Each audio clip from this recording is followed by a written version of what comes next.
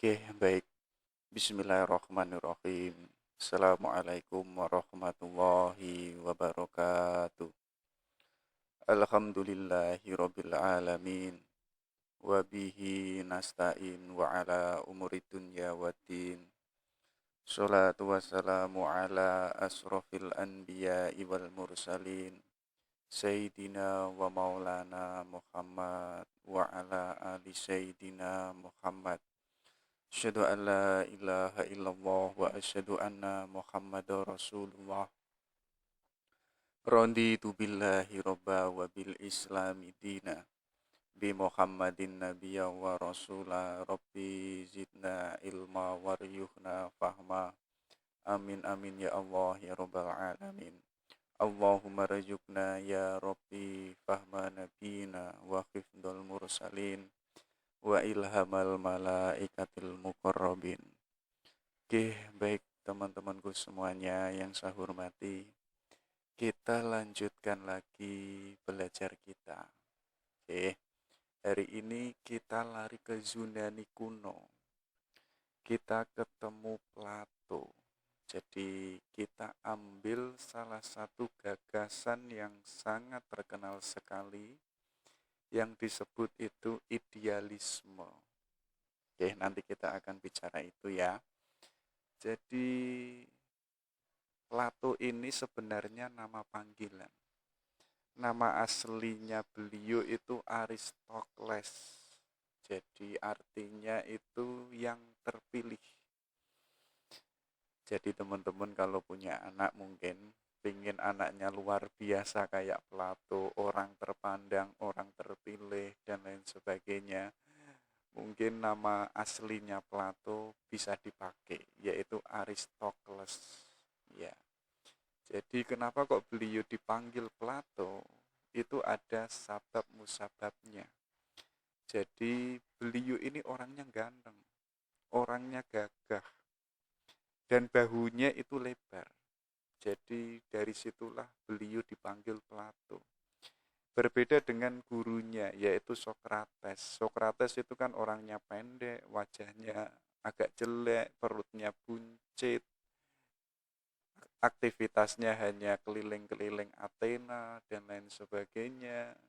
Jadi kalau Plato ini berbeda, orangnya ganteng dan cakep. Dan ada yang mengatakan dulu waktu beliau ini sekolah itu punya guru senam. Jadi guru senamnya itu melihat Plato ini kok orangnya cerdas, orangnya mudah menangkap pelajaran, sekaligus orang yang ganteng, dipanggillah Aristokles ini sebagai Plato. Jadi itu bukan nama asli, tapi nama panggilan. Beliau ini anaknya bangsawan. Jadi bukan berarti kalau anaknya orang kaya, anaknya orang punya, kemudian hidupnya itu foya-foya, hidupnya lurus-lurus terus, itu enggak. Kabarnya pun juga beliau pernah menjadi budak. Ya, jadi ditangkap, dijadikan budak, belakangan ditebus oleh keluarganya. Ya karena keluarganya banyak uang. Nanti ada momen yang luar biasa sekali, yang itu merubah garis hidupnya Plato. Jadi momen ketika pertemuan antara Plato dan Sokrates. Ya, jadi kita kan sudah mengenal salah satu gurunya Plato yang sangat luar biasa sekali itu adalah Sokrates. Jadi mungkin kalau nggak ada Sokrates itu nggak akan lahir Plato dan Aristoteles. Itu kan dua filosof yang luar biasa yang mewarnai dunia barat dan dunia timur sampai hari ini. Jadi teman-teman kalau jeli itu ada sintesis yang mengatakan apa? Seluruh pengetahuan yang ada, yang berkembang sampai hari ini, itu semuanya adalah catatan kaki dari dua filosof, yaitu Plato dan Aristoteles. Jadi gaya berpikirnya Plato itu lari ke timur. Jadi gagasannya Plato itu kan mencari yang hakiki, yang ada di luar fakta, yang ada di luar realitas alam semesta. Jadi mencari sesuatu yang mutlak, yang itu enggak berubah, yang sifatnya itu sempurna, dan itu enggak ada di alam semesta. Itu kan orang timur kan sama. Sama juga dengan orang yang beragama. Yang dicari itu kan kebanyakan bukan yang ada di alam realitas. Tapi apa? Mencari sesuatu yang itu tidak ada di alam realitas. Berbeda dengan Aristoteles, gaya berpikirnya itu realisme. Jadi kebenaran itu ya yang kelihatan. Jadi manusia itu bisa dikatakan punya ilmu dan lain sebagainya ketika objeknya itu alam semesta yang real, yang kelihatan. Jadi tidak ngomong yang itu non imaterial, tidak ngomong yang metafisika itu enggak. Tapi apa? Ini loh yang kelihatan kita kaji. Kalau itu kelihatan, ada fakta, dan itu valid, disitulah lahir yang namanya perkembangan ilmu pengetahuan, berkembang teknologi. Jadi itu warisannya Aristoteles. Dan Aristoteles ini kenapa luar biasa demikian itu? Yo karena ada Plato. Dan Plato itu menjadi orang yang hebat, gagasannya luar biasa yo karena ada Sokrates. Kabarnya Sokrates ini adalah orang yang itu menerima kasanah atau warisan yang itu dari tradisi Hermes. Ya, jadi orang Yunani itu menyebutnya Hermes. Sedangkan Hermes ini kalau dalam wacana agama itu disebut Nabi Idris. Dan Nabi Idris ini seorang nabi yang itu dikenal sebagai seorang cendekiawan pertama dalam sejarah manusia. Jadi yang menerima kasanah itu adalah Hermes yang itu diterima oleh Sokrates. Sokrates diterima Plato dan Aristoteles yang itu menyebar luas di timur dan di barat. Oke itu ya. Jadi momen yang itu mengesankan yang menjadi titik balik kehidupan Plato ketika beliau ini ketemu Sokrates ya. Jadi kenapa hari ini kita mengenal Sokrates, kehidupannya beliau, ada metode Sokratik, ada namanya lain sebagainya. Kita mengenal itu adalah jasanya Plato. Jadi Sokrates itu enggak nulis buku. Jadi yang menulis buku itu adalah Plato, karangannya nanti luar biasa, termasuk itu Politeia. Termasuk pun juga membicarakan tentang pemerintahan, tentang raja, politik, dan lain sebagainya. Jadi beliau inilah yang mengantarkan di mana dunia itu bisa mengetahui Sokrates. Ya. Momen yang kedua apa sih? Yaitu peristiwa politik zaman itu. Jadi saat itu Athena itu kalah dengan Sparta. Jadi Sparta saat itu menang. Akhirnya apa? Akhirnya terjadi transisi peralihan. Yang mulanya itu demokrasi, sekarang menjadi oligarki. Jadi kekuasaan itu dipegang hanya oleh orang yang itu punya uang. Jadi uang itu bisa mengatur segalanya saat itu. Dan oligarki ini nggak lama berubah lagi menjadi demokrasi, tapi demokrasi yang itu tidak bisa membawa keadilan. Makanya nanti di situ Plato itu menyarankan apa? Raja itu harus filosof yang mengetahui kebenaran sekaligus apa? Mampu mengakses kebenaran dan mampu menghidupkan kebenaran. Mampu mendidik masyarakatnya menjadi orang yang bijaksana. Tapi kok demokrasinya dipegang oleh orang yang itu bukan filosof, ya nggak salah, keadilan itu nggak didapat, ya. Kesejahteraan pun juga sulit untuk diaktualisasikan. Nanti kabarnya apa? Plato ini punya hasrat, punya keinginan untuk menjadi negarawan. Jadi ingin menjadi seorang politikus demi untuk mewujudkan adanya kesejahteraan dan keadilan. Tapi hanya saja apa? Saat itu ada peristiwa yang itu tidak diinginkan oleh Plato, yaitu eksekusi kematian gurunya Sokrates. Jadi Sokrates itu kan dihukum untuk meminum racun, ya. Itulah nanti di mana yang menjadikan Plato galau luar biasa, stres luar biasa, kabarnya itu mengembara sampai 12 tahun. Bayangkan, itu kan masa yang luar biasa ya. Sama juga seperti halnya Al-Ghazali. Al-Ghazali waktu jadi dosen, waktu ngajar di Universitas Nizamiyah, itu kan dikritik oleh adiknya. Wahai batu asah, kamu mampu menajamkan orang lain, tapi dirimu sendiri itu tumpul. Di situ kan menjadikan Al-Ghazali itu skeptis, mempertanyakan kebenaran yang saya dapat itu absah atau enggak sih? Selama ini saya ngajar, yang saya cari itu apa? Dan kabarnya 4 bulan itu Al-Ghazali itu enggak ketemu. Akhirnya beliau mengembara. Ada yang mengatakan 9 tahun, ada yang mengatakan 12 tahun, sama seperti halnya Plato. Jadi berangkat itu masih menjadi cendekiawan, masih menjadi filosof. Pulang-pulang Al-Ghazali itu menjadi sufi. Disitulah mengarang banyak buku termasuk Ihya Ulumuddin. Sebagaimana Plato, 12 tahun mengembara, kabarnya pun juga pernah ke Mesir. Jadi waktu di Mesir, beliau itu mempelajari keilmuan-keilmuan yang sifatnya itu mistis, yang sifatnya itu religion. Jadi nggak salah kalau kita belajar Plato, gagasannya itu kalau disambungkan dengan agama, kalau disambungkan dengan tasawuf, rasanya itu kok cocok, rasanya kok pas. Ya, karena apa?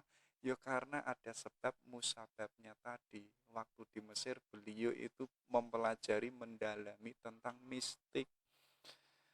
Ya, itu ya.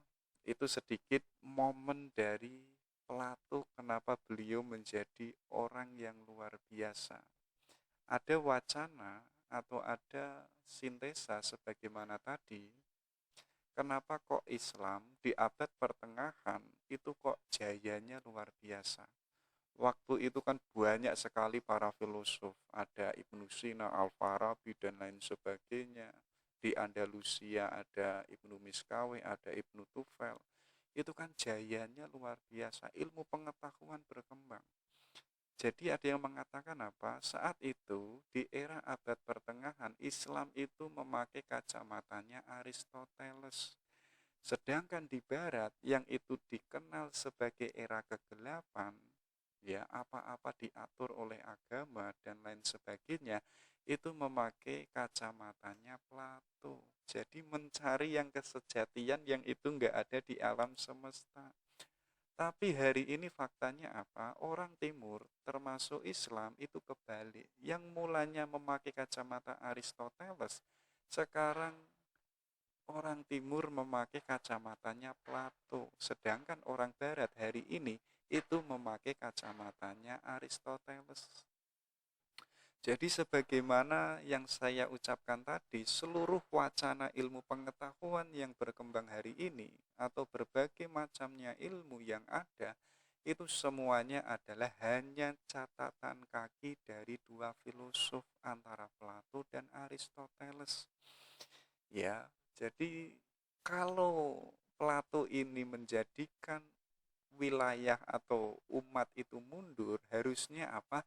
Kita tidak hanya memakai gaya berpikirnya Plato saja, tapi kita pun juga harus mampu menghubungkan, mengkomparasikan. Di satu sisi kita menggunakan Plato, di sisi yang sama kita pun juga harus menggunakan Aristoteles.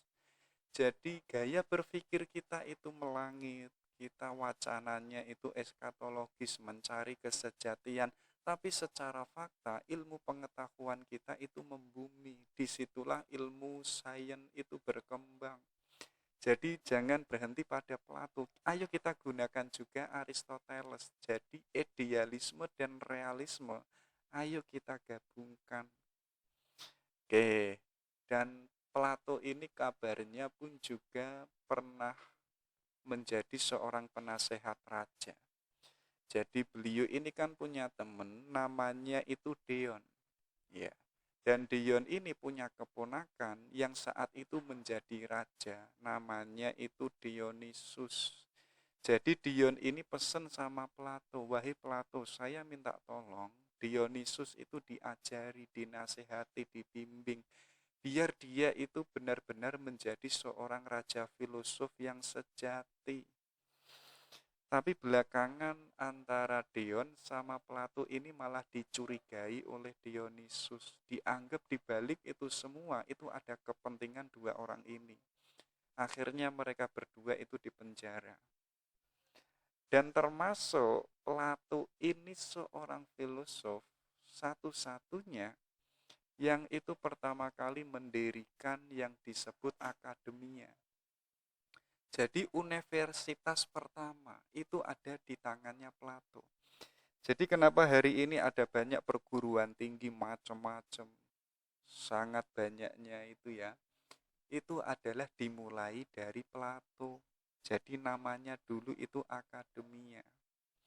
Karena beliau ini kabarnya nggak nikah, beliau kan nggak punya anak ya. Nanti akademia ini dilanjutkan oleh keponakannya. Ya, jadi mungkin teman-teman yang bagian tidak menikahnya ini jangan ditiru. Ya, jadi mosok hidup sekali nggak menikah. Ya mungkin Plato ini punya prinsip sendiri, sibuk dengan berfilsafat, asik dengan filsafat. Mungkin karena beliau ini nggak menikah, gagasannya kan menjadi luar biasa. Namanya kan dikenang oleh dunia. Jadi ada cendekiawan kalau nggak tahu tentang Plato itu lucu. Sebagaimana filosof-filosof hari ini kok nggak tahu Plato, itu filosofnya perlu dipertanyakan. Karena apa? Plato ini menjadi salah satu gerbang untuk dimana kita itu bisa masuk ke dalam dunia filsafat. Oke, itu ya. Itu Plato. Hari ini kita membahas tentang idealismenya. Oke, kenapa kok lahir idealisme? Ya, ada setting di antara dua wacana yang itu berbeda. Jadi yang pertama saat itu ada filosof alam. Jadi mereka itu hanya fokus mengkaji makrokosmos alam semesta. Jadi katanya mereka apa sih? Segala yang ada di alam semesta ini sifatnya itu mengalir dan berubah-ubah. Jadi nggak ada yang tetap yang ada di alam semesta ini. Sifatnya itu pasti berubah. Kayak teman-teman hari ini, mungkin kelihatan cantik, mungkin kelihatan ganteng, tapi sadarilah apa? 20 yang akan datang, kegantengannya kan sudah berubah. Tidak sebagaimana kecantikan atau kegantengannya hari ini. Tidak hanya manusia, semua apapun yang itu menempati alam realitas dunia ini, pasti sifatnya itu berubah. Sifatnya itu enggak tetap. Ya, tapi di lain pihak, katanya filsuf alam apa? Walaupun alam ini macam-macam, pasti ada sesuatu yang itu sifatnya tetap, sifatnya sempurna. Jadi ketika ada ketetapan ini, yang ini tidak berubah-ubah, kita kan bisa mengetahui kalau sesuatu ini, misalkan teman-teman melihat kuda, kuda itu kok misalkan cacat, nggak punya kaki, diberi pakaian sebagaimana pakaiannya manusia, di pernak-pernik macam-macam loh. Kita kan yang manusia tetap mengatakan kalau itu kuda. Loh, padahal kudanya itu wujudnya itu sudah tidak sempurna. Bentuknya itu sudah tidak sebagaimana kuda yang lain, tapi kita tetap mengatakan bahwa itu kuda. Artinya apa?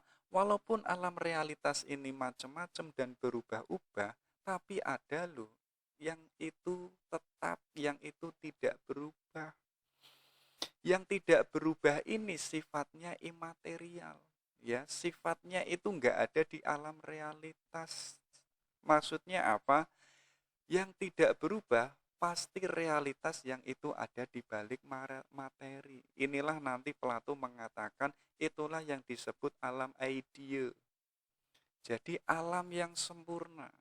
Itu katanya filsuf alam. Tapi katanya kaum sofis, jadi kaum sofis ini seorang teacher, seorang guru yang itu tugasnya hanya mendidik, mencerdaskan masyarakat. Tapi mereka itu tujuan akhirnya itu tidak kebijaksanaan. Berbeda nanti dengan Socrates, yang dicari itu adalah kebijaksanaan. Tapi orang sofis yang dicari itu adalah uang.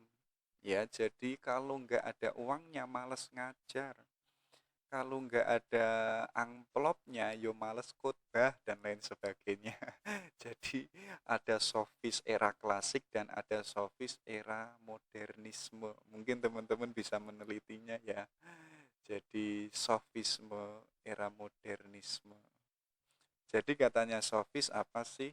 Benar dan salah itu sifatnya tergantung loh ya. Jadi kebenaran itu sesuai tempat dan waktunya. Jadi teman-teman mengatakan jatuh cinta atau nembak ceweknya, kalau momennya itu nggak tepat, itu malah bisa ditolak. Makanya apa? Benar dan salah itu sesuai konteksnya. Ya, artinya apa? Tidak ada kebenaran mutlak. Karena benar dan salah itu ya sifatnya perspektif. Ini kebenaran menurutku. Ini kebenaran menurut dia. Dan itu tergantung tempat dan waktu. Kayak teman-teman mengetahui kebenaran, tapi tidak tahu menempatkannya kebenaran ini, ya kebenarannya itu tidak bisa menjadi kebenaran karena tidak sesuai dengan porsinya. Makan itu benar, ya. Tapi kok kita makannya saat puasa Ramadan, loh. Yang mulanya kita makan itu benar, akhirnya tidak benar. Karena apa? Membatalkan kewajiban ibadah Ramadan. Jadi sofis ini mengatakan enggak ada kebenaran universal, itu enggak ada. Yang ada itu ya kebenaran perspektifnya, subjektivitas masing-masing orang.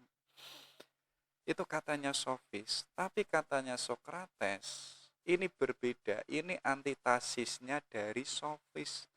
Kalau sofis mengatakan kebenaran itu sifatnya perspektif, kalau Socrates enggak.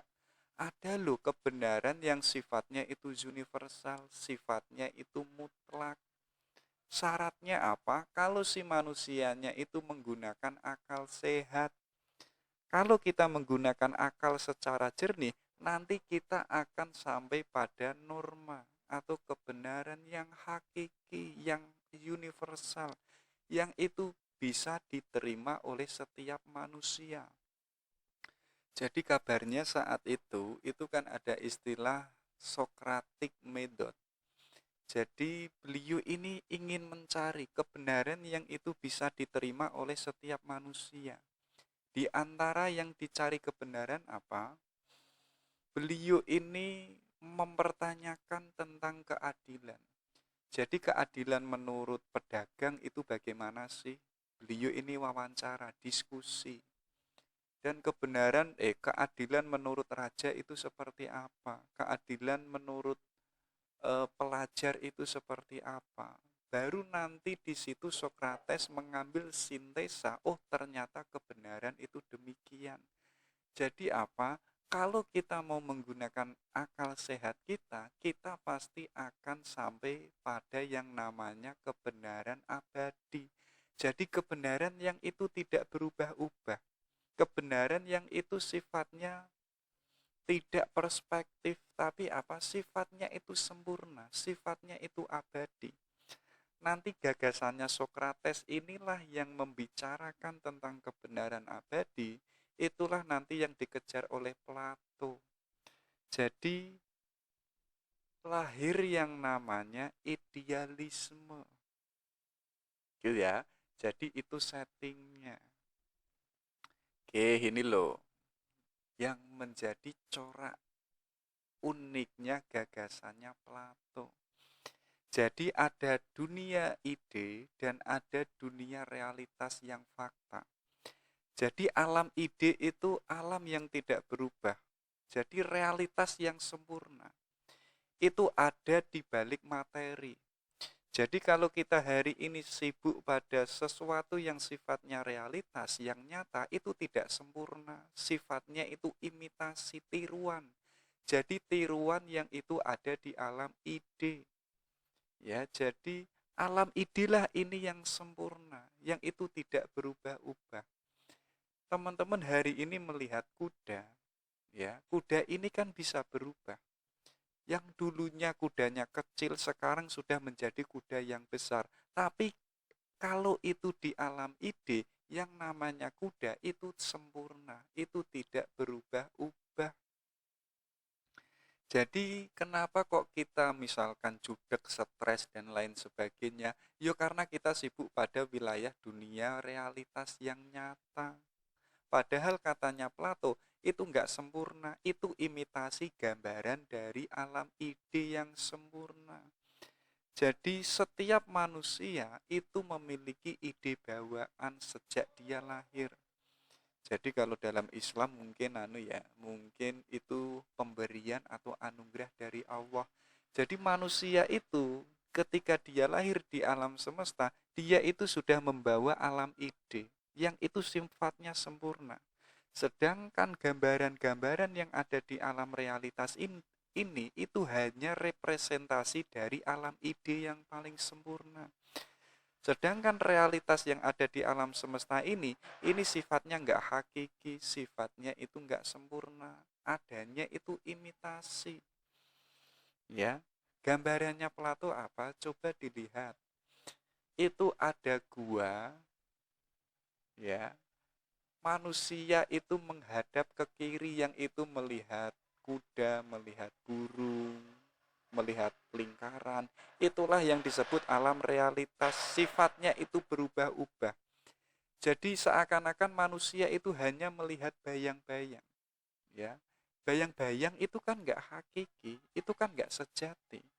Yang sejati itu apa? Yaitu adalah alam ide. Makanya tugasnya manusia apa? Ayo kita jangan berhenti pada alam realitas karena itu sifatnya menipu. Ini kalau disambung ke agama atau disambung ke sufi, ini kan relevan. Ya. Jadi banyak nanti para sufi yang itu terinspirasi dari gaya berpikirnya Plato. Jadi kita nggak sibuk pada alam realitas. Jadi kalau kita hanya sibuk di situ, kita itu hanya melihat bayangan. Itu nggak sejati. Makanya tugasnya manusia apa? Ayo kita keluar dari goa. Ya, bagaimanapun mungkin repotnya, susahnya, tapi mau nggak mau kita jangan terlena pada alam realitas ini.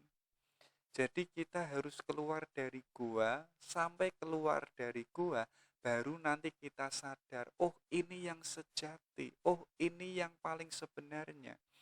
Kemarin kita debat macam-macam tentang apa itu kuda, tentang apa itu Tuhan, tentang apa itu surga dan neraka. Ternyata itu hanya bayangan-bayangan kita. Ya, ternyata itu hanya perspektif kita. Nah, untuk agar kita mengetahui yang sejati, kita harus keluar dari gua. Ya, itu gambarannya itu loh, ada manusia yang itu seakan-akan ada di alam bebas. Itu gambarannya mungkin kalau di agama kita itu sudah lagi terbebas pada alam realitas. Mungkin itu alam akhirat atau surga dan lain sebagainya. Itulah yang disebut alam ideal, alam yang paling sejati. Tapi kok kita hanya sibuk ada di dalam gua, yang kita lihat itu hanya bayangan. Ya, jadi kuda yang kita lihat itu bukan kuda yang sejati. Manusia yang kita lihat itu pun juga bukan manusia yang sejati. Itu adalah representasi dari alam ideal. Kalau itu representasi, itu enggak hakiki, sifatnya itu berubah-ubah. Sifatnya itu enggak hakiki. Ya, itulah yang disebut idealismenya Plato. Ini loh gambarannya. Jadi ada Plato dan Aristoteles. Kalau Plato itu yang agak botak itu ya, rambutnya panjang, brewoknya pun juga panjang, rambutnya sudah putih semua, itu Plato.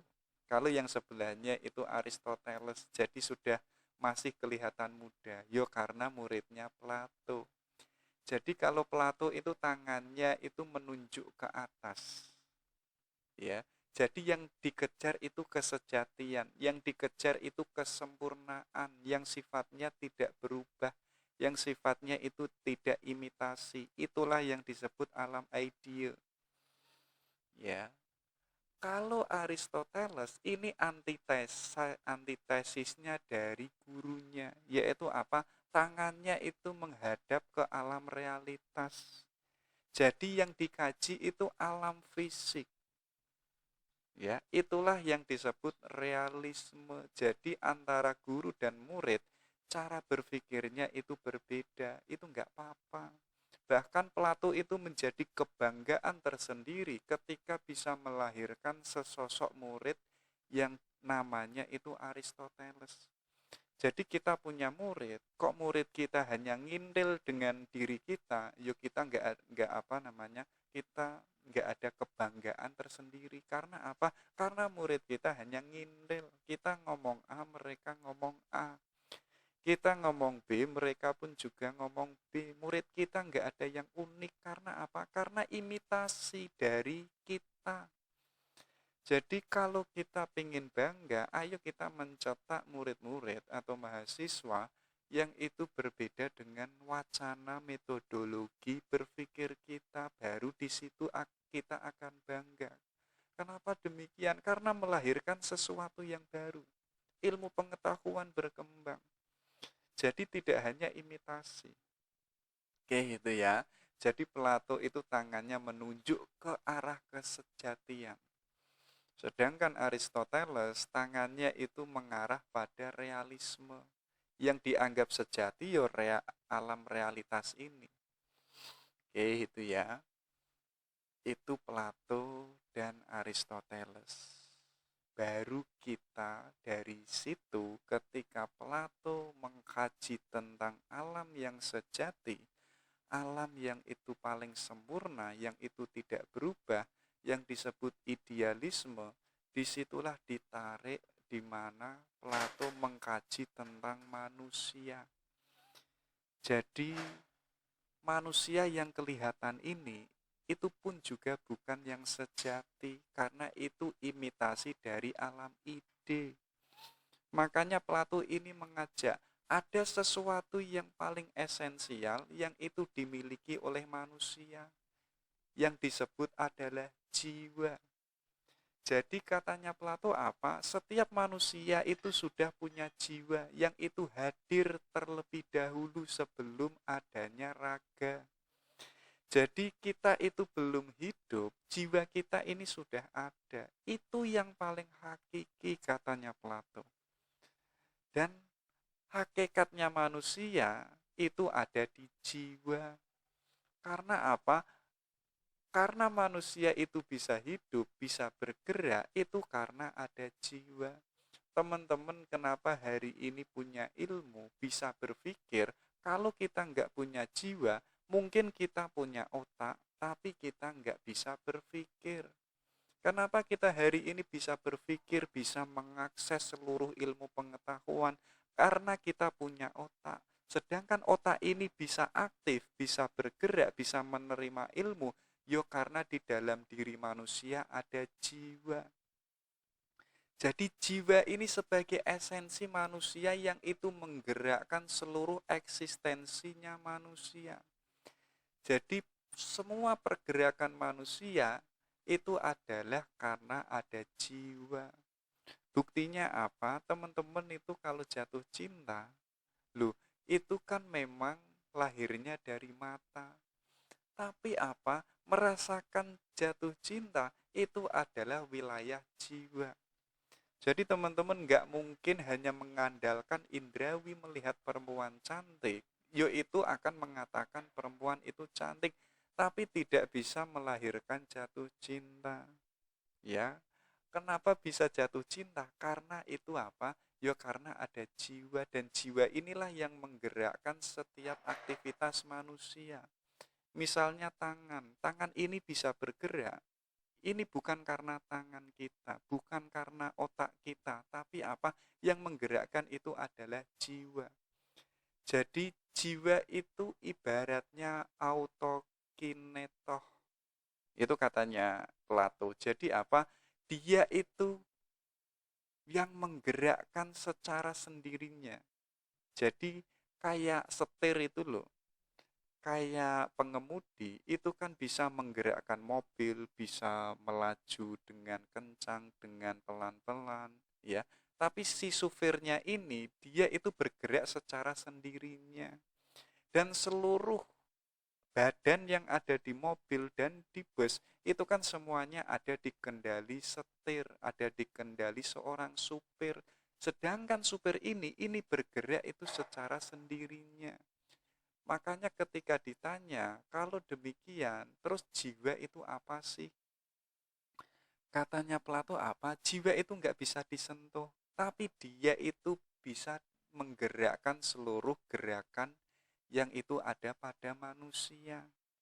Ya, bagaimanapun teman-teman hari ini mengejar jiwa itu nggak bisa ketemu, menyentuh pun juga nggak bisa.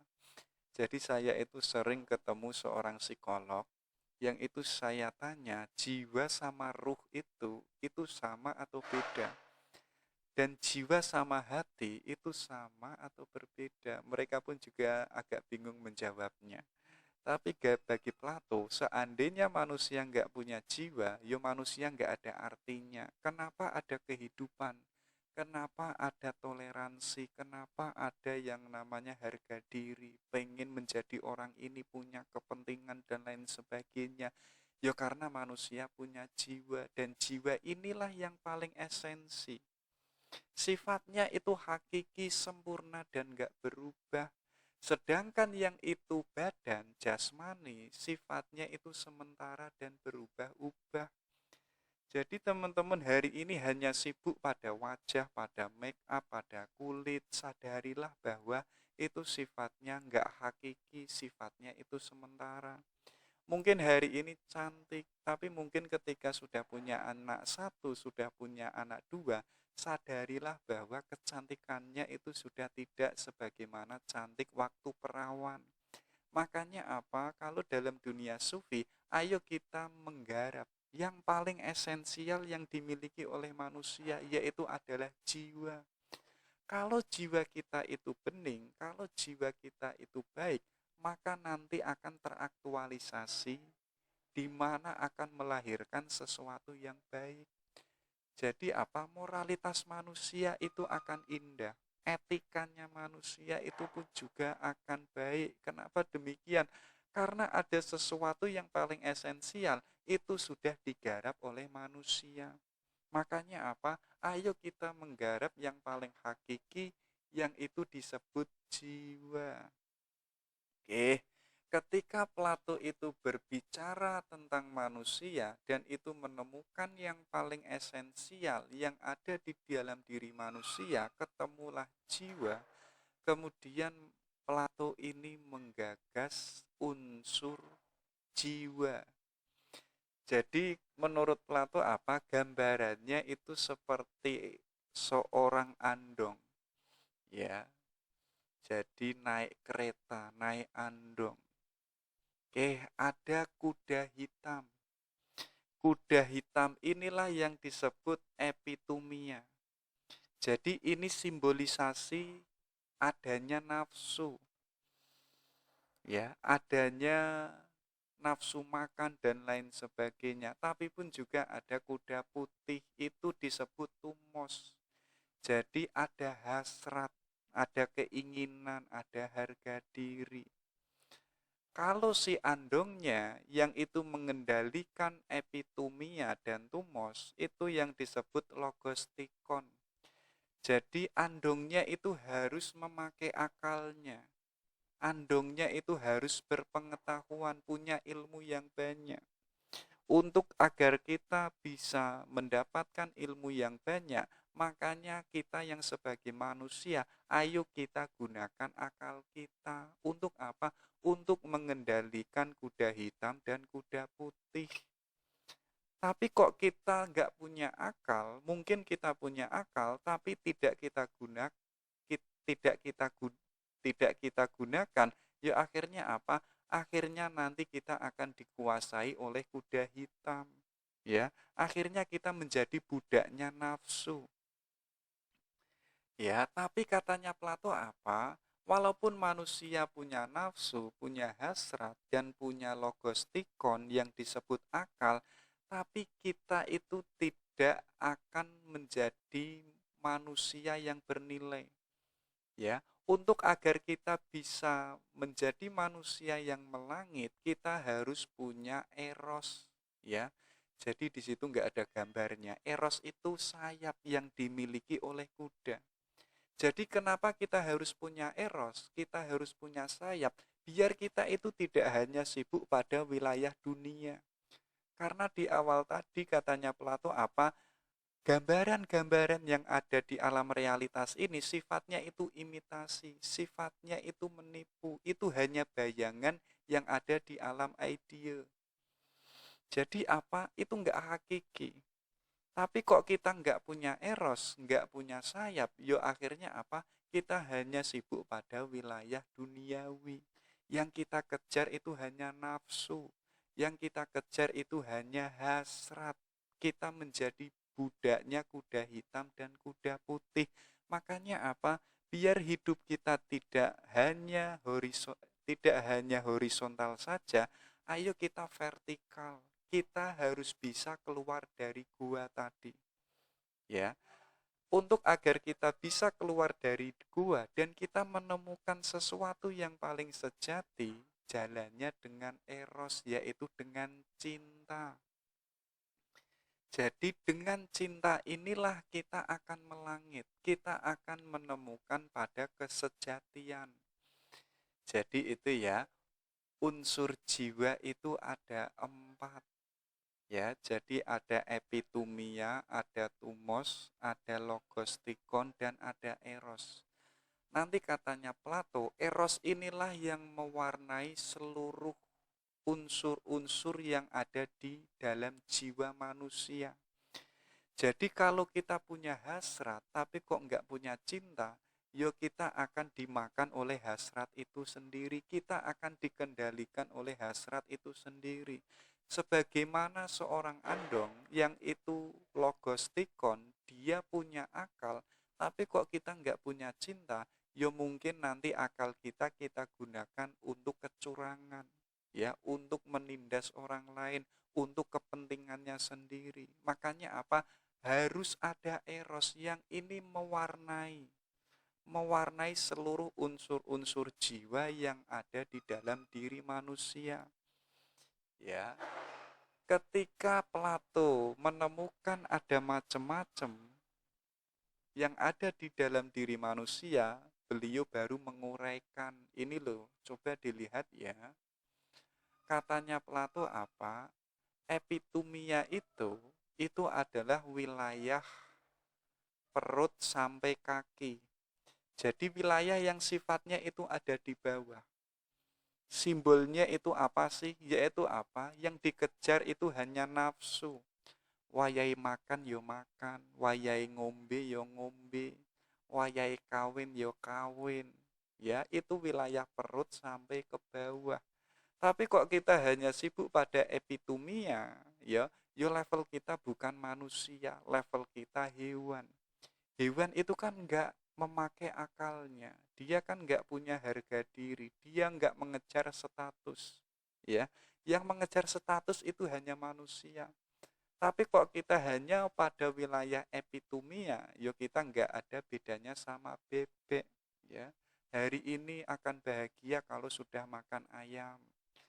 Hari besok akan bahagia kalau sudah makan gacor dan lain sebagainya. Jadi yang dikejar itu hanya wilayah-wilayah perut, kelamin, dan kaki. Tapi ada yang jauh lebih tinggi yang disebut tumos tadi. Itu adalah wilayah perut sampai ke dada. Jadi inilah yang disebut harga diri.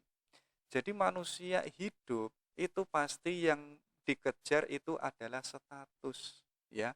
Namanya itu pingin dihargai, jasanya pingin dihargai, orangnya pingin dihormati, ya kan? Nggak ada orang yang itu nggak pingin dihormati. Semua orang di level apapun, di momen apapun pasti pingin dihormati oleh orang yang lain, pengen mencari nama, pengen mencari status sosial di tengah masyarakat, mungkin pengen menjadi ustadz, mungkin ada yang pengen menjadi dosen, mungkin ada yang pengen menjadi lurah misalkan. Loh, itu kan status, itu kan harga diri, itu hal yang wajar yang dimiliki oleh manusia. Jadi tumos ini wilayah perut yang agak ke atas sampai ke dada. Ya, tapi ada yang jauh lebih tinggi lagi, yaitu apa? Yaitu wilayah leher sampai ke kepala. Itulah yang disebut logostikon. Ya, jadi apa? Jadi kita tidak hanya fokus pada wilayah nafsu dan wilayah harga diri, tapi kita harus menggunakan akalnya. Tapi kok kita tidak pernah menggunakan akal, yo isine hidup kita makan, makan, dan makan. Ya kayak katanya Buya Hamka, kayak katanya Presiden, kerja, kerja, dan kerja. Kalau hanya kerja saja, kebo pun juga bisa kerja. Ya, mak maka apa? Kalau kita manusia menyadari, kalau kita punya akal, ada istilah yang disebut logostikon, ayo kita gunakan akal kita. Untuk apa? Untuk mengendalikan tumos dan epitumia. Jadi, kalau epitumia itu dikendalikan oleh akal, kita akan tahu, ya, makan yang tepat, yang pas untuk kesehatan kita, itu yang seberapa, jumlahnya yang bagaimana, ya, porsinya yang seperti apa, itu bisa diketahui ketika kita menggunakan akal. Ya, kayak misalkan wilayah seks, ya, kalau yang dikejar hanya seks saja, yuk kita nggak butuh yang namanya mencari pasangan, itu nggak butuh. Loh, manusia mencari pasangan itu kan menggunakan akalnya juga. Oh, mencari yang itu ideal, yang itu pinter, yang itu solehah. Kemudian teman-teman observasi, kemudian teman-teman ta'aruf, kenalan, dan lain sebagainya. Loh, itu kan menggunakan akalnya saja. Tapi kok kita hanya wilayah epitumia, ya sudah, yang kita kejar hanya seks. Kita nggak butuh yang namanya milih-milih, wes pokoknya ono perempuan ditubruk gitu saja. Jadi apa? Untuk membedakan kita dengan hewan, ayo kita gunakan akal kita, ya, biar kita berbeda dengan hewan. Hewan itu kan nggak milih-milih.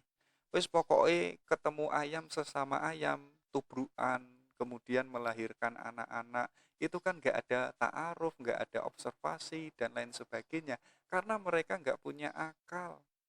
Sebagaimana tumos. Tumos ini kalau tidak didasari dengan akal, yo nanti apa? Yang kita kejar itu status yang itu malah merugikan diri kita sendiri. Kayak teman-teman itu ingin mencari nama biar dianggap sebagai orang yang dermawan. Ya, akhirnya semua bendanya, semua uangnya, rekeningnya itu diberikan kepada orang fakir miskin. Ya akhirnya teman-teman itu apa? Akhirnya yang kemarin punya apa-apa sekarang nggak punya apa-apa karena hanya mengejar nama kehormatan. Ya, yang sekarang itu mengasih sodako malah besok malah meminta sodako, itu kan lucu. Makanya apa? Biar harga diri kita itu benar, status kita itu pun juga benar, kehormatan kita pun juga benar, dan lain sebagainya. Ayo kita gunakan akal kita. Kalau kita mau sodakoh, sodakoh yang tepat itu yang bagaimana? Kalau uang kita hanya 10.000, yuk kita berikan 5.000. Tapi kok kita tidak menggunakan akal kita, ya akhirnya kalau kita hanya mengejar tumos, akhirnya 10.000 ini kita berikan semuanya. Akhirnya teman-teman itu nggak bisa beli bensin, nggak bisa beli makan, ya. akhirnya malah terlunta-lunta di tengah jalan. Makanya apa? Tumos ini harus dikendalikan oleh akal. Ya, di atasnya akal itu apa? Makanya gambar ini kan menuju ke langit, yaitu apa? Ada eros. Inilah wilayah kesejatian. Itulah yang disebut oleh Plato apa? Yaitulah alam ide, alam yang paling sempurna. Jadi apa? Kita tidak hanya berhenti pada alam realitas. Ya, walaupun unsur jiwa kita ada 3 yang paling dominan, ada logostikon, epitumia, dan tumos. Kalau kita hanya sibuk di wilayah unsur jiwa itu, yo derajat nilai kemanusiaan itu nggak naik-naik. Kita tidak akan menemukan kesejatian. Untuk kita bisa menemukan kesejatian, ayo kita memakai yang namanya eros. Eros itulah yang disebut cinta. Ya, jadi apa? Jadi cinta inilah nanti yang mewarnai semua unsur yang ada di dalam jiwa manusia. Ya kayak teman-teman itu punya harga diri tapi kok nggak ada unsur cintanya, itu harga diri bisa menghancurkan dirinya sendiri. Sebagaimana logostikon, kita mencari ilmu kok bukan atas dasar cinta, nanti ilmu yang kita dapatkan mungkin pun juga untuk kepentingan kita. Akhirnya lahir yang namanya korupsi, lahir yang namanya 300 triliun dan lain sebagainya. Karena apa? Karena ilmu pengetahuannya tidak didasari dengan eros, dengan cinta. Ya. Dengan eros inilah kita punya sayap. Kita yang mulanya sibuk pada alam realitas, sekarang kita itu bisa naik ke alam wilayah yang paling hakiki. Jadi apa? Kita harus keluar dari gua. Karena di dalam gua itu sifatnya menipu, sifatnya itu bayangan dan tidak hakiki. Katanya Plato apa? Ketika kepala ini dan itu ketemu eros, ketemu cinta, lahir yang namanya filsafat. Ya, inilah pertemuan antara logostikon dan eros. Kenapa lahir filsafat? Karena filsafat itu atas dasar cinta. Ya, disebut philo. Philo itu adalah cinta. Sophia itulah yang disebut kebijaksanaan. Jadi orangnya itu tidak hanya benar. Orangnya itu tidak hanya berhenti pada mana yang salah dan mana yang benar, tapi apa?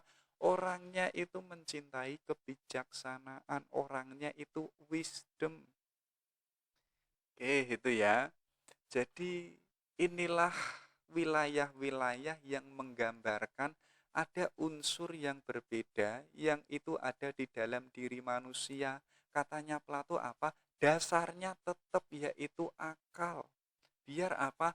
Biar akal ini kalau kita gunakan, kita akan bisa menguasai kehidupan kita. Jadi kita tidak akan nanti, kalau kita menggunakan akal kita tidak akan dikuasai oleh epitumia. Ya, kalau kita punya akal juga, kita tidak akan dikuasai oleh tumos. Harusnya apa? Katanya Plato, seluruh unsur jiwa ini harus ada eros, ya. Biar kita itu tidak terjebak pada alam realitas yang tidak hakiki.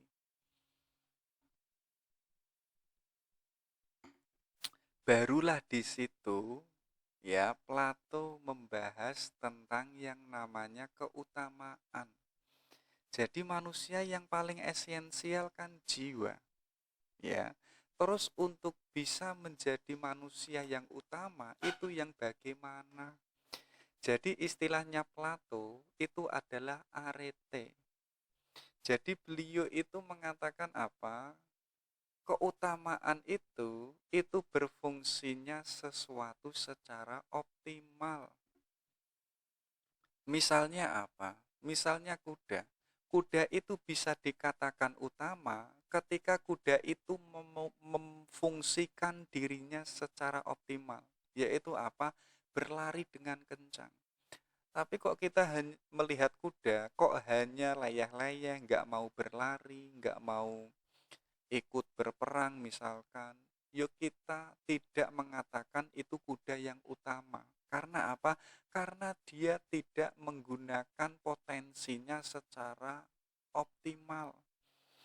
Ya, apapun itu bisa dikatakan utama ketika sesuatu itu lahir secara optimal. Kalau manusia bagaimana? Jadi manusia itu dia akan menjadi manusia yang utama kalau jiwanya itu teraktualisasi secara optimal. Jadi gerak hidupnya itu adil, gerak hidupnya itu harmonis, dia nggak gegabah. Ya, tadi kan disebutkan manusia kan unsur jiwanya ada 3. Ya, untuk agar ini teraktualisasi secara optimal, harusnya apa? Harusnya antara epitumia, tumos, logos, tikon, ini semuanya optimal. Itu berjalan sesuai dengan konteks dan porsinya masing-masing. Jadi nggak tabrakan. Ya, jadi apa? Kalau wilayah makan, ya makan. Jadi makan kalau itu kebanyakan, itu kan nggak optimal. Ya, bukan berarti kita makan banyak terus optimal, itu enggak. Itu malah merusak diri kita. Yang optimal itu apa? Yang harmonis, yang pas, yang sesuai dengan porsi kita. Nanti di sini ditarik oleh Plato apa? Kalau manusia itu bisa melakukan yang utama, yang adil dan harmonis, inilah nanti yang akan melahirkan manusia yang bahagia. Ya, nanti coba kita lihat ya, itu loh gambarnya. Jadi ada bagian jiwa yang kita sudah bahas tadi. Jadi kalau epitomia, itu objek khasnya apa sih? Yaitu kebaikan dalam makan, minum, dan seks. Untuk agar kita bisa menemukan keutamaan makan, minum, dan seks, kita jangan berlebihan, kita harus sederhana yang pas sesuai dengan porsinya. Kalau sehari makannya itu cukup 3 kali, kita jangan makan 10 kali, walaupun makan itu baik. Tapi kalau makan kita berlebihan, kita itu malah menjadi manusia yang rusak gara-gara makannya kebanyakan. Makanya apa? Pada wilayah epitumia, kita harus bisa menjadi orang yang sederhana. Ya, kalau wilayah seks pun juga kita jangan berlebihan. Ya, misalkan hari ini seks, besok seks, besoknya lagi seks. Ya artinya ya kita tadi, kita nggak ada bedanya dengan yang namanya hewan. Hewan itu kalau sudah ketemu lawan jenisnya, itu kan langsung ditubruk gitu aja kan. Jadi harus sederhana. Kalau tumos, objek khasnya itu apa? Itu adalah kebaikan seperti harga diri. Kita pengen cita-cita kita itu digapai.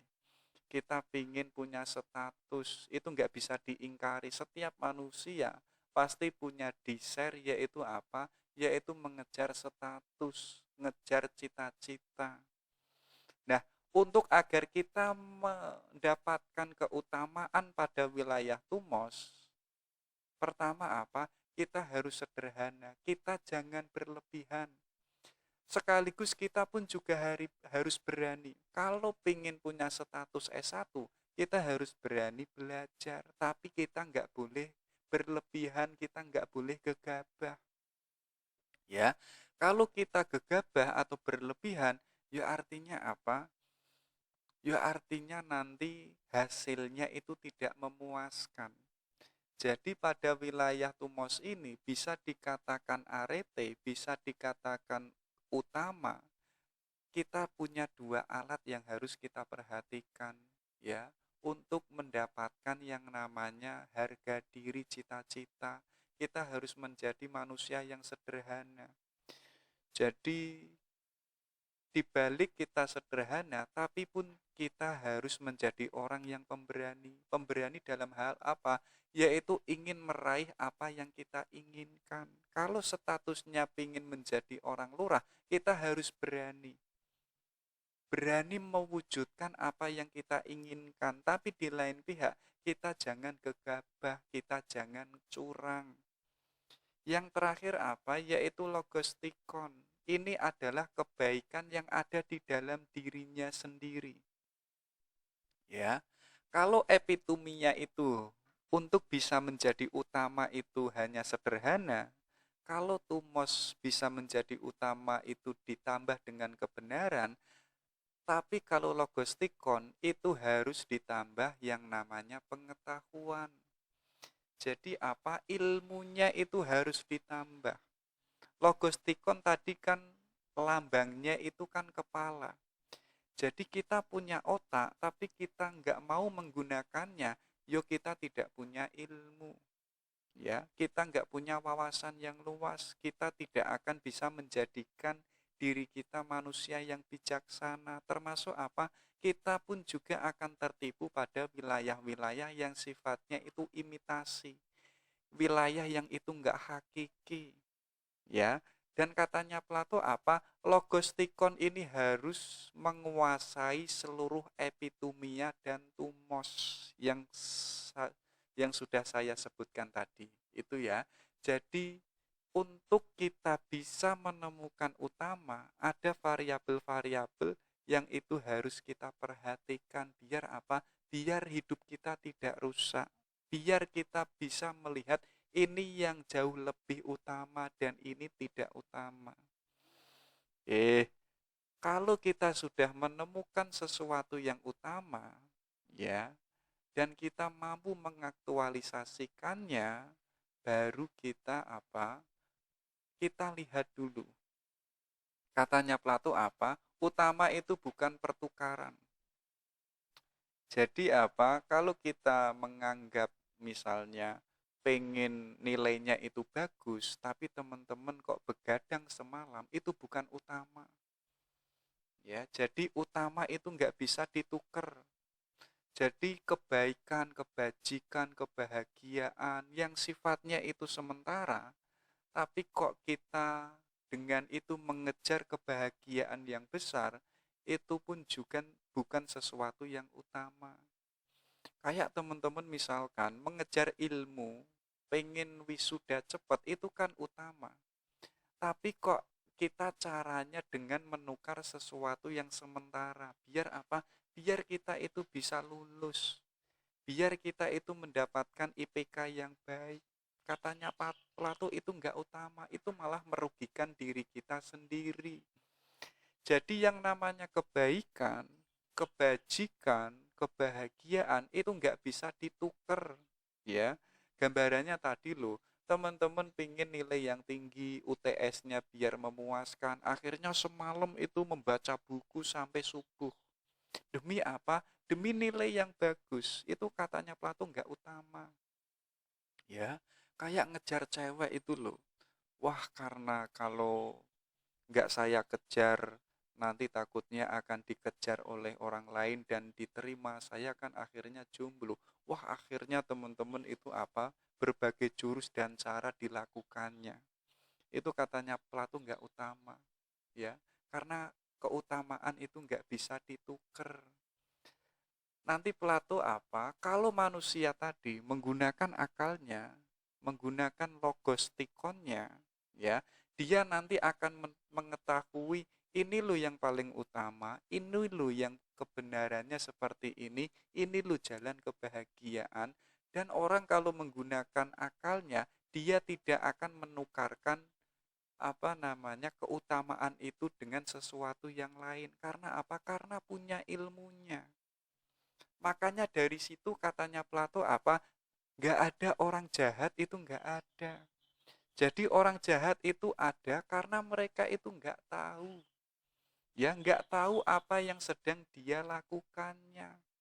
Jadi gak tahu kalau ini sesuatu yang gak benar.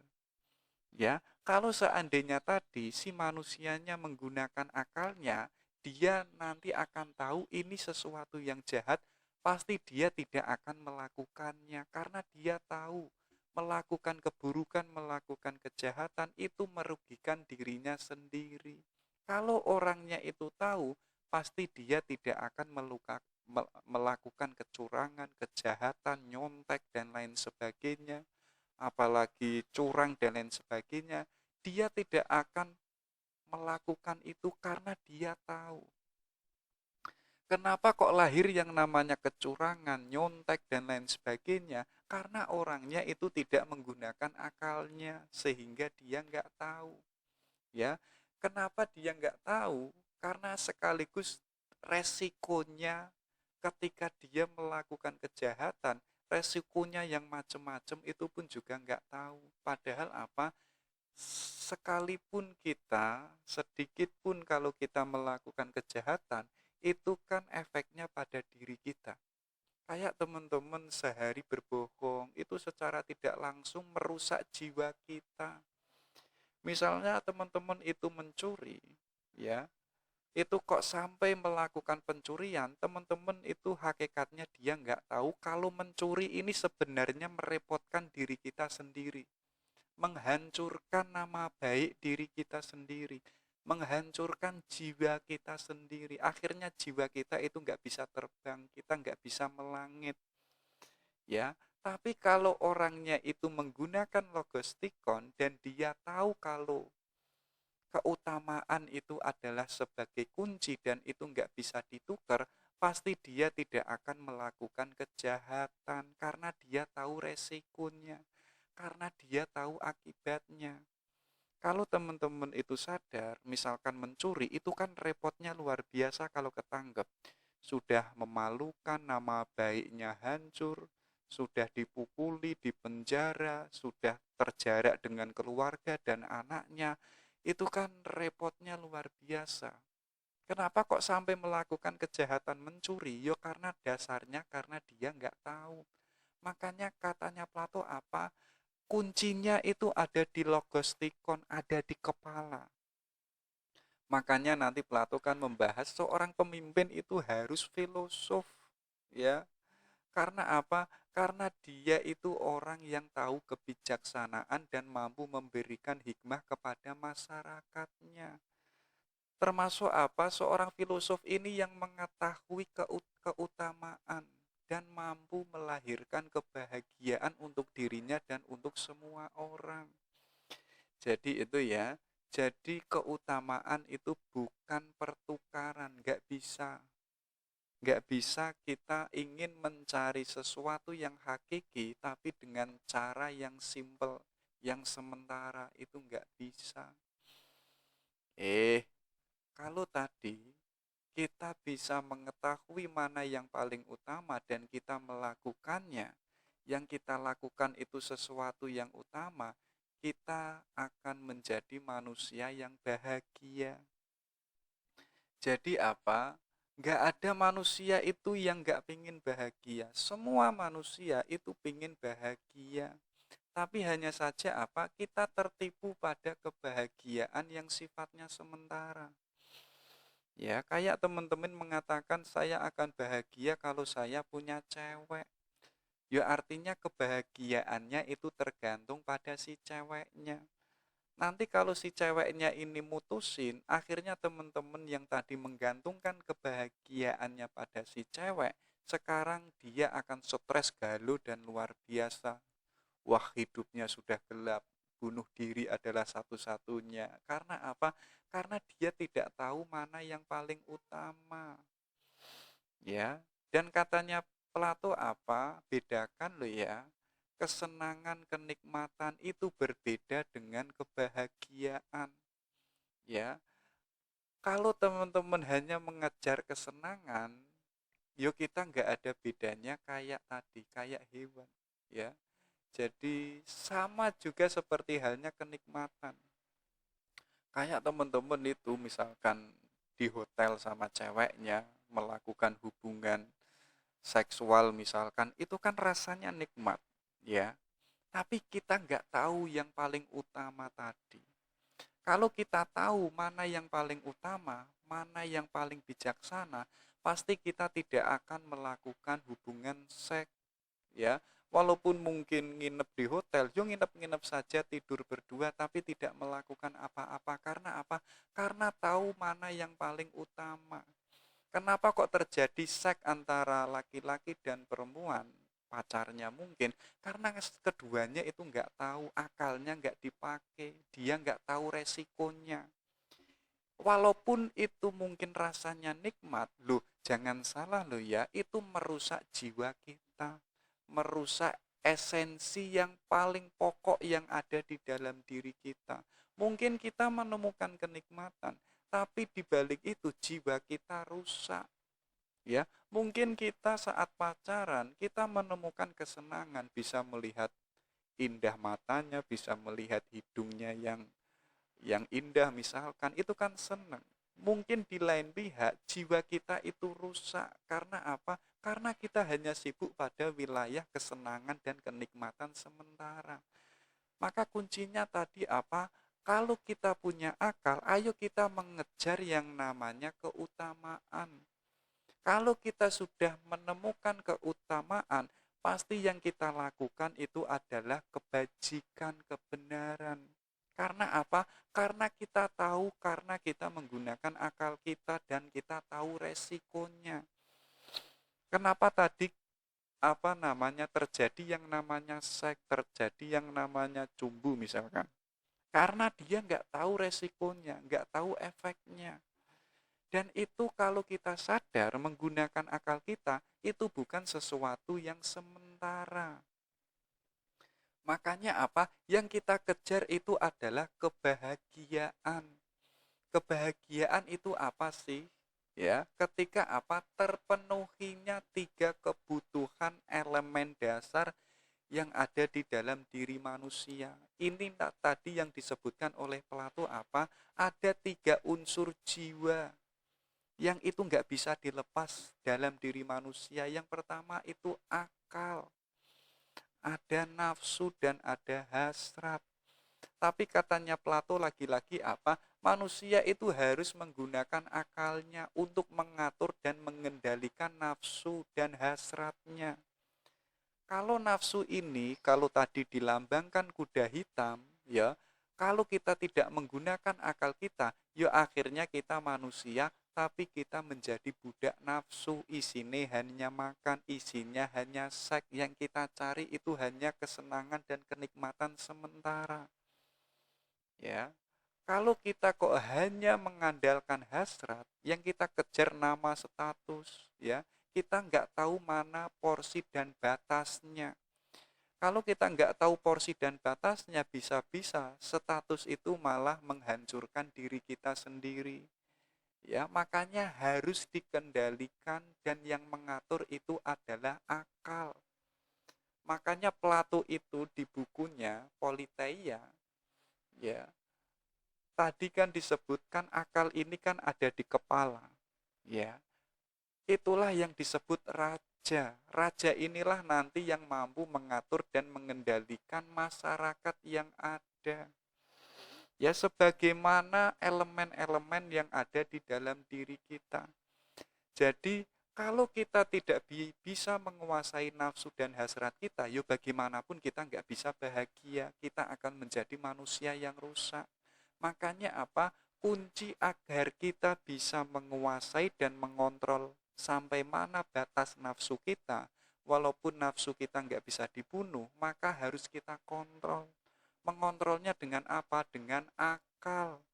Makanya apa? Tambahlah ilmu, perbanyak wacana. Biar kita itu menang dengan yang namanya nafsu, termasuk adalah hasrat. Ya, jadi ketika akal ini bisa mengatur 2 elemen yang ada di dalam diri kita, lahir yang disebut lahir yang disebut kebahagiaan. Jadi kebahagiaan itu ada di dalam diri kita, bukan di luar diri kita. Ya, kayak tadi teman-teman mengejar kebahagiaan yang itu menempel di ceweknya. Tapi teman-teman nggak menggunakan akalnya, sama saja. Itu malah menjadikan kita stres, menjadikan kita galuh. Tapi apa? Ayo kita menggarap yang ada di dalam diri kita. Kuncinya ada di akal. Ya, kalau kuncinya ada di akal, lagi-lagi apa? Untuk agar akal ini bisa mengarah pada wilayah yang paling sempurna, yang paling abadi. Kalau agama itu menyebutnya apa? Wilayah kesejatian, yaitu kembali ke Tuhan. Jalannya yaitu dengan apa? Dengan eros, dengan cinta. Kalau Plato menyebutnya itu apa? Kita kembali pada daimon, dewa-dewa. Ya kalau kita geser ke agama apa? Kita ilaihi rojiun. Kita menjadi manusia yang sudah bahagia. Kita bertemu Tuhan yang itu sudah bahagia dan kita tambah bahagia. Makanya apa? Kalau kita bahagia di dunia, insya Allah kita akan bahagia di akhirat. Ya, karena apa?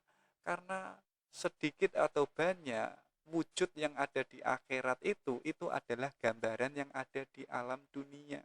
Kalau kita bahagia di sini, insya Allah kita nanti akan bahagia di akhirat. Kita kan agak lucu memikirkan, wah kita stres nggak apa-apa, kita galau nggak apa-apa kan. Tapi kita berdoa, ah nanti kita akan bahagia di akhirat, loh. Itu kan lucu. Makanya apa? Ayo kita menggarap dulu biar kita bahagia. Kuncinya dengan apa? Akal. Untuk mengendalikan dan mengatur antara nafsu dan hasrat. Disitulah kita akan menjadi manusia yang bahagia. Oke, itulah kebahagiaan. Ini ada juga filsafat keindahan. Coba dicek ya. Jadi katanya Plato apa? Keindahan itu hendak didahului dengan yang namanya eros, yaitu cinta. Jadi cinta itu untuk apa sih? Yaitu untuk mengosongkan yang ada di dalam diri kita. Mungkin hari ini kita masih tertipu dengan keindahan-keindahan yang sifatnya sementara. Ya, tadi kan manusia punya 3 unsur jiwa. Tapi kok kita nggak punya eros, yuk kita hanya sibuk pada wilayah-wilayah fisik, kita sibuk pada wilayah-wilayah yang ada di alam realitas ini. Sedangkan katanya Plato, itu wilayah yang imitasi, tidak hakiki. Makanya apa? Untuk agar kita bisa melangit, jalan pertamanya itu cinta.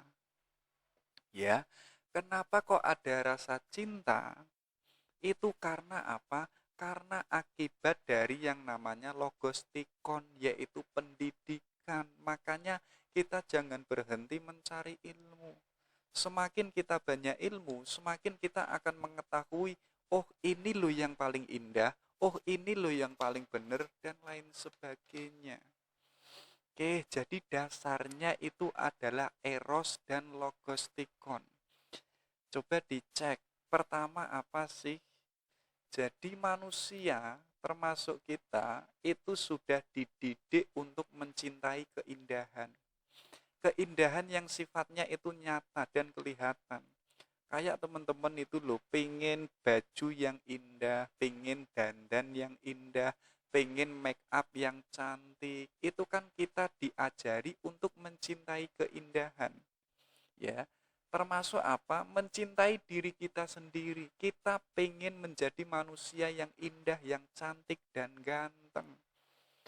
Itu proses yang awal, tapi kok kita senantiasa menggunakan logostikon kita senantiasa menambah ilmu, nanti kita akan menyadari bahwa ternyata yang indah itu enggak hanya saya saja, banyak orang yang itu pengen menjadikan dirinya indah, dan banyak orang yang itu indah. Artinya apa? Di situ kita menemukan keindahan universal. Kita menemukan keindahan-keindahan yang itu tidak hanya pada diri kita. Ya, tapi kok kita menggunakan logostikon lagi, kita menambah ilmu lagi, nanti kita akan sadar apa?